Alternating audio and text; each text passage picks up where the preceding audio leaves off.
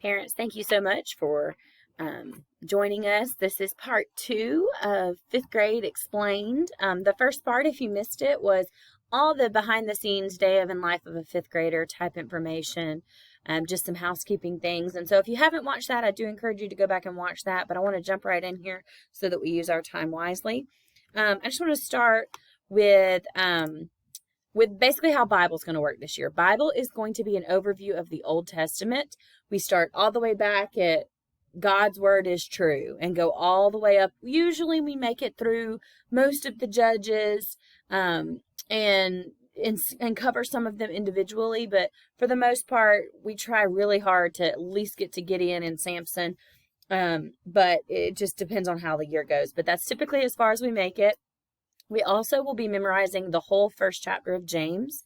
Over the last few weeks, we've been kind of covering some overarching, just powerful scripture passages that help us through our Christian life. We started with Philippians 4, 6, and 7, all the way through Philippians 8, and then worked our way up through Philippians, like I said, Philippians 4, 8, and now we covered the armor of God, and we're memorizing the armor of God, just giving them some tools to really combat the world that they're living in and help them view the world through the lens of what God's word says. And then we'll jump in next week to James 1. We'll start with James 1:1, and we'll memorize that portion of scripture for a week, take a quiz, and we'll use that kind of layout all the way through the whole chapter of James. Now, I will encourage you to please make sure your children are memorizing the verses when it's time to memorize them. This is why.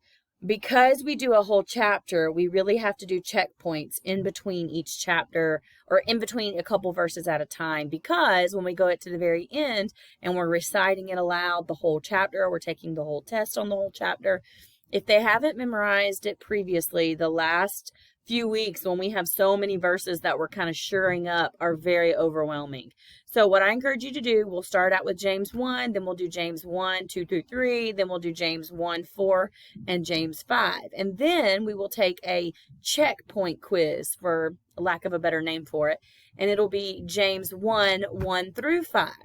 And then we'll move on to James 1, 6, and so on and so forth until we get to the next checkpoint quiz, which will be James 1, 1 through 10. So you see how they build on each other. So I really encourage you to help your children hide God's word in their heart, especially this first chapter of James. It is just such a powerful book. It teaches us how our faith works, practical ways for Christian living, how to handle trials and temptations, the power of our tongue, just how to use godly wisdom and use it well in our life to be found in a relationship with the Lord the way we should be. It also teaches us how to relate with other Christians. And so it's just a valuable book. So maybe if you could just help your children really hone in those Bible passages each week as we bring them home. They will get them on Mondays each week, and they put them in their take-home binders. And then the following Monday, they take the quiz. And some people have asked before, well, why do you do a quiz after the weekend? Oh my goodness, it's difficult. Well, here's why. Because Fridays, unfortunately, no matter how the cookie crumbles, we always have a good many assessments. I wish it wasn't that way. I try to not put them all on Fridays, because Fridays I like to do fun things, but sometimes we have to have numerous assessments on Fridays. But we always have a spelling test on Fridays. So if I start adding in a spelling test and then maybe 2 chapter tests and then they have a memory verse quiz, it's just too much. So we decided a long time ago that we could do memory verse quizzes on Monday. Most of the time they're shored up by the end of the week anyway with their memorizing. And then the weekend would just be a review time. Now, I'm not naive to know that most of the time they don't touch much schoolwork on the weekends. However, if it's just one thing, like a memory verse that they've maybe written on an index card over their bathroom mirror while they brush their teeth, at least they're looking at it. So if you could just help them be intentional about placing it places where it's not necessarily a sit-down study time, but they're seeing it in your home, that will help. So that's a little bit of Bible.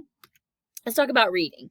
Now, for reading, we do a lot of novel studies. We start with The Secret of the Golden Calorie. It's a mystery book put out by Bob Jones University. We will read several BJU books, which is what a lot of our curriculum is based out of.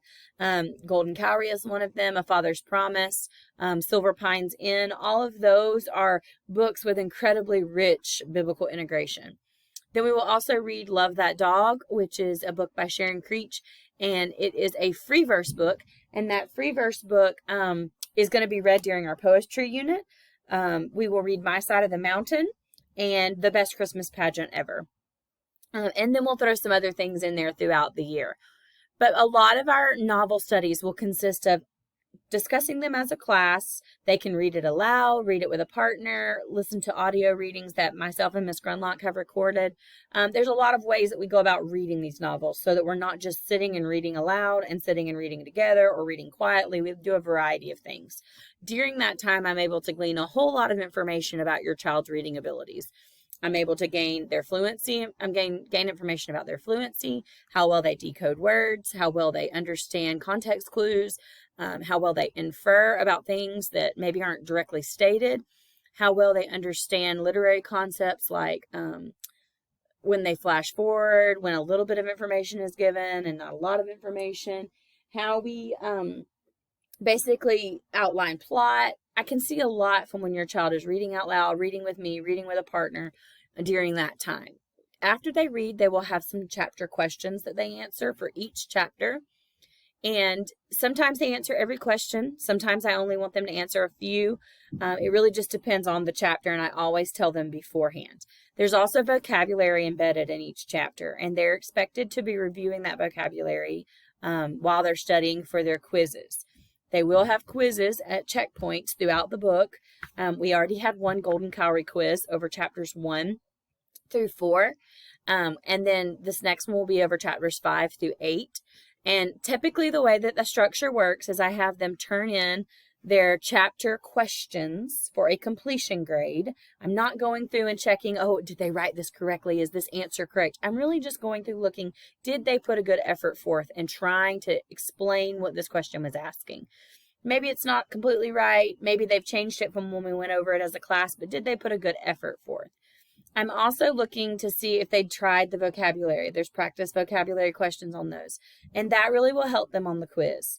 And then they'll turn those in on the day of the quiz. I check through them and give them back as a classwork grade.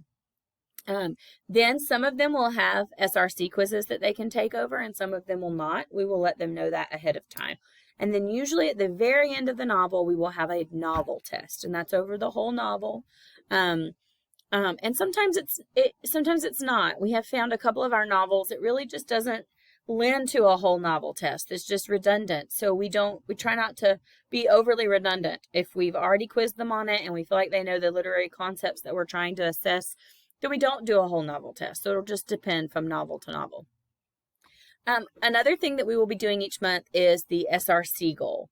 Now, each month they're expected to take 2 quizzes. If they take 2 quizzes, they get 100 classwork grade. That's any 2 quizzes. 2 quizzes over a book that they finished in the library, a book I read aloud, just 2 quizzes. If they fail those 2 quizzes, I'm probably going to go and talk to them. However, it doesn't go in as a failing grade in the grade book. It goes in as 100 because they attempted to take the quizzes. After we have our conversation, they should be improving each month in actually passing those quizzes. At the end of the 9 weeks, I take all of their quizzes and I find the highest quiz grade, and that goes in as a quiz for reading at that point. Surely over the 9 weeks that we've been taking SRC quizzes, they will have at least taken 1 quiz where they've scored 100, we hope, or at least scored well. So that is not meant to be a detriment to their average. It's just meant to hold them accountable for those quizzes. If they are struggling with that, have them come talk to me. We can work out a way for them to be able to get more time to get those SRC quizzes in. For the month of August, we allowed them to use their summer reading books. So they're going to be taking 2 SRC quizzes by the end of August on one, The Rats of Nim, and then the other SRC book that they chose. If they chose to read a book that's not an SRC, I know a couple children did that. That's fine. They just need to have read another book this month that they can take an SRC on. And I told them that the first week of school. So many of them have already made preparations for that. All right. And then the last thing with reading is the 40 book challenge. This is a challenge that we're giving them for the whole year. And they're going to work on completing this 40 book challenge. It's a challenge where it stretches them to read books outside of the genre that they're used to. They have to read so many books in historical fiction, so many books in realistic fiction, so many poetry books, and so on and so forth. It's on a yellow piece of paper in their take-home binder or in their reading section of their binder, and they're just keeping track of what kind of books they've read and trying to achieve that 40-book completion goal. Okay? So for math is something, but by the time they reach 5th grade, some of them have a really bad attitude about. So I work really hard in 5th grade on developing this growth mindset, understanding that we are always growing and always changing, and that sometimes when we approach something, it may seem hard, but we need to change the way we look at it from, I just don't know how to do it yet. And so we're going to work through those concepts, because 5th grade becomes the year where they really start using everything that they've learned from literally kindergarten through 5th grade in math all at one time.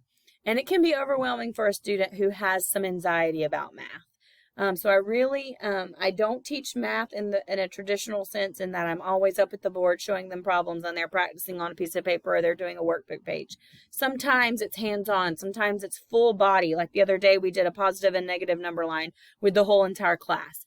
I try to come up with a lot of different innovative ways to introduce them to math concepts in a way that they may not have seen it before.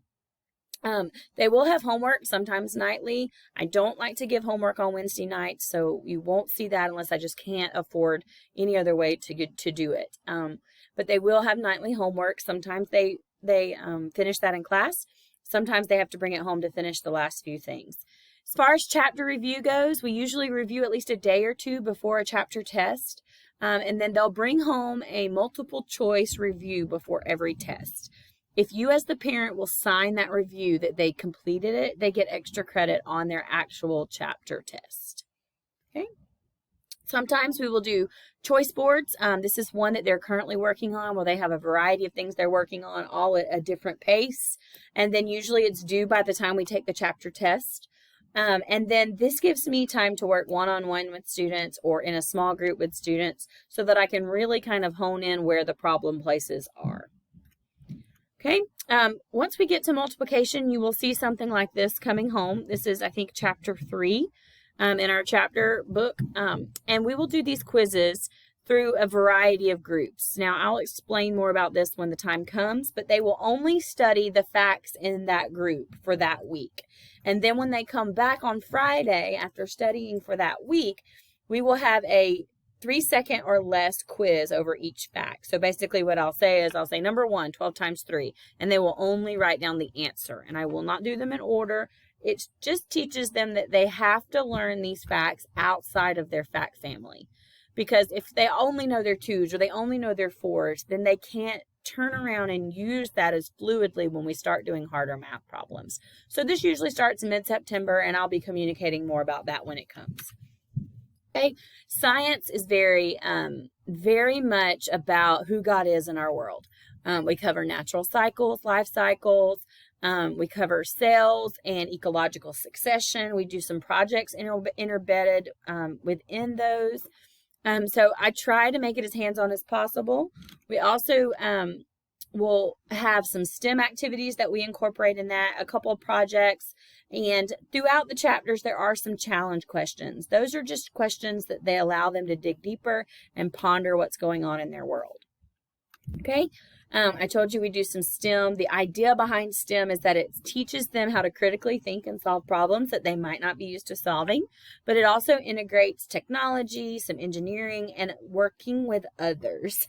That seems to be a big thing, is just learning to work with others and accept others' ideas. Last but not least, we have heritage studies. In heritage studies, we start at the Gilded Age. We don't go all the way back to Native Americans, and we go almost all the way through the Second World War. I hope that we'll get farther this year into post-war America, but right now that's been the typical trend.